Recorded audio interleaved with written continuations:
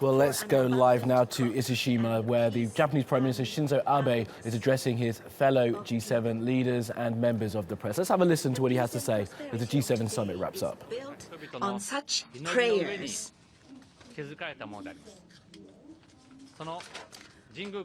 From that shrine, this year's summit began.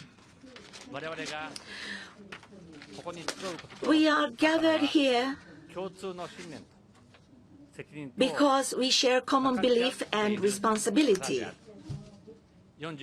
With these words, 41 years ago, our predecessors got together for the first time in the castle of Rambouillet, France, as they witnessed the crisis in the global economy called the oil crisis, and agreed on an historic policy coordination. Today, our peace and prosperity is the consequence of such predecessors believing that the future can be changed, and jointly stood up and faced squarely the challenges of the time. And the peace and prosperity of today must be firmly handed down to the generations of our children and grandchildren. To that end, we who live in this day and age must not dodge from the immediate challenges before us and must face them up, joining our hands. G7 sharing basic values such as freedom, democracy, human rights, and the rule of law, leading the world's peace and prosperity hitherto,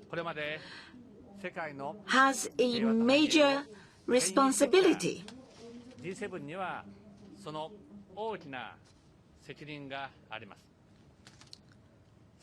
We were able to send out a clear determination to tackle a variety of challenges the world is faced with in cooperation with the friends of G7 here from Ise-Shima to the whole world. The biggest theme for the summit this time was global economy. Because of the decline in the equity markets, the world has lost in excess of 1,500 trillion worth of assets in a little short of 1 year. There are some recoveries in the recent past, keeping a momentary respite, but the opaqueness still remains and the markets are wavering globally. Why? Why is this taking place? The greatest risk is that there are some shadows beginning to be seen over the emerging economies. From the beginning of this century, what has led the global economy was the emerging economies full of vigor of growth. Even when the entire world was engulfed with economic crisis due to what we call Lehman shock, what led the economic recovery in the world was the solid growth of the emerging economies. In a way, they were the locomotives of the world economy. However, for the last 1 year or so, the reality is that their economy is decelerating all of a sudden. It is the reality. Crude oil, steel, and other raw materials, agriculture-produced commodity prices have been reduced by more than 50% in the last 1 year. This is on par with the range of decline at the time of Lehman crisis, giving a major blow to the resource-producing country, as well as the emerging economies dependent upon agriculture and raw materials industry. Investment is food for growth, and this investment is being reduced. Last year, in emerging economies, the investment growth rate plummeted to even lower the level at the time of Lehman crisis. The flow of capital into emerging economies turned into negative domain. This is again the first event ever happened in the period after Lehman crisis. Furthermore, there is an increasing excessive capacity and non-performing loans in China.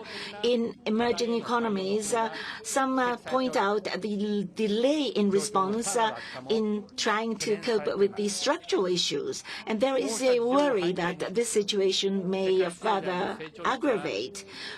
With this backdrop, growth rate of the global economy recorded the lowest ever since the Lehman crisis. This lowest figure was recorded last year. This year's projection is revised downward, one after another. In the developed economies for the last couple of years, we suffered from the deflationary pressure because of the chronic and insufficient demand. Added to it, we have the deceleration of the emerging economies, which is bringing in a major sluggishness in the level of demand in the world. The greatest concern is the possible contraction of the world economy. The amount of trade of the world turned into decline from the latter half of 2014. It declined near 20%. This is the size of decline happening for the first time after Lehman crisis. Amount of imports by China reduced by 14% last year. This year, again, the decline is happening at more than 12%. So there is a risk that this contraction of world demand may be prolonged over a long period of time. But being pessimistic does not solve the problem. As the chair of the presidency of this summit, I devoted the greatest amount of time in the discussion of economic matters. But this happened not only to become pessimistic. We shouldn't be pessimistic, but we have to objectively and correctly perceive the risks which is there, here, and present. Unless we share the perception of risks, we will not be able to solve the problems joining our hands. Here, if we are wrong in our policy response, we will face a major risk where world economy could fall into so-called crisis that goes beyond the normal course of business cycles. So we, G7, shared this perception, and we shared strong sense of crisis. Now, there are some weaknesses we observe in emerging economies. In a time like this, it is the time that G7 should discharge its responsibility. At G7, we will cooperate, and we will have the advancement of monetary policy, fiscal policy, and structural policy. So we will be releasing 3 arrows. So this was agreed at our G7 meeting. It means that Abenomics will be deployed globally going forward. Because of TPP and Japan-EU EPA, we will be expanding the free and fair economic area to the whole world. We will create an environment where women and everyone can be dynamically engaged. We will have the advancement of the global health, inclusive of the countermeasures against the crisis in public health. These will serve as the foundation of the sustainable growth of the world. We will buttress the growth of emerging countries in order to raise the base level of world's demand. We will work under the common principle. We will vitalize quality infrastructure investment. We need to vitalize quality infrastructure investment. So such commitments of G7 were summarized in the Ise-Shima Economic Initiative. Such commitments were summarized in the initiative. Naturally, Japan, as the presidency of G7, will follow the G7 agreement. We will take initiative. We will be ahead of others in trying to make contribution to the world economic growth. In order to stand against the risks where world economy may plummet into crisis, we will mobilize totally all possible policy measures so that once again the engine for Abenomics would be revved up to the maximum extent. We are resolved to do so. What should we do in Japan?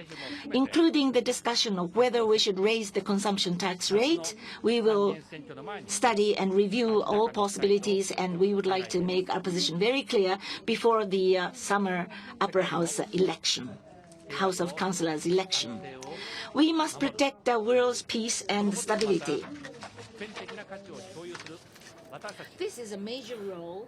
Well, we've been listening into the Prime Minister of Japan there, Shinzo Abe, as he addresses the world leaders and the rest of the world following the conclusion of the G7 summit in Ise-Jima. He mentioned a number of the priorities for G7 leaders that they were discussing at the summit, including the decline in emerging economies and the need to make sure that the G7 nations led the world in boosting global economic growth and output.